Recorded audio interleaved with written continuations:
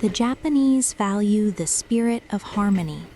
That is why Japanese trains are quiet, or so they say. Is that really true? I doubt it, at least in my case.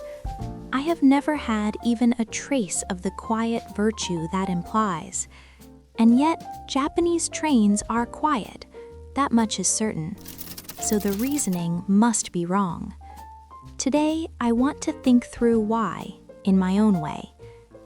The main reason I ride the train is to commute. My home is far from work.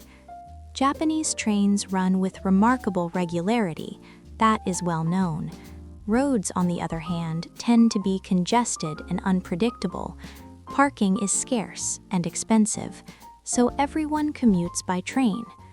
On the commuter train, I think how to get through the work piling up, how to deal with a difficult boss. Outside the window, the familiar scenery drifts past. What should I have for lunch? Most Japanese commute by train. They're always thinking about what the day ahead has in store. That may be why it is quiet. What about trips other than commuting? I take the train for leisure, too. I meet a friend at a large station, we spend time in the area, and part ways at the station again. The train carries me there and back. Why I avoid driving, I already covered that. On the way there, I think, it had been a while since I last saw this friend. I wonder how they are doing. I should try not to buy anything expensive today. We reunite at the station, spend a long time shopping, have a meal, and say goodbye. It was good to see them looking well. I bought something expensive again. When I go out, I ride the train alone. The return trip is the same.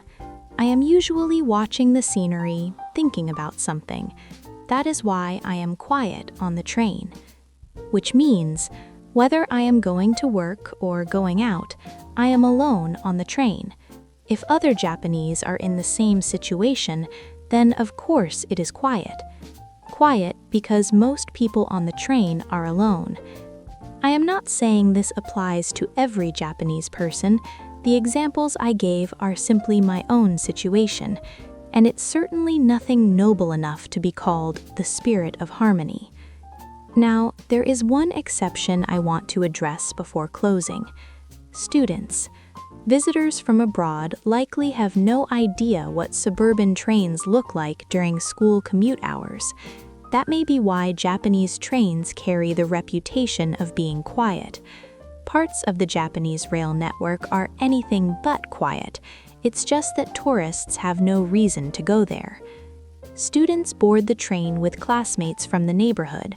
On the train, they are absorbed in conversation. At a stop along the way, another friend gets on, and the same talk continues. The return trip is no different. In short, they are loud.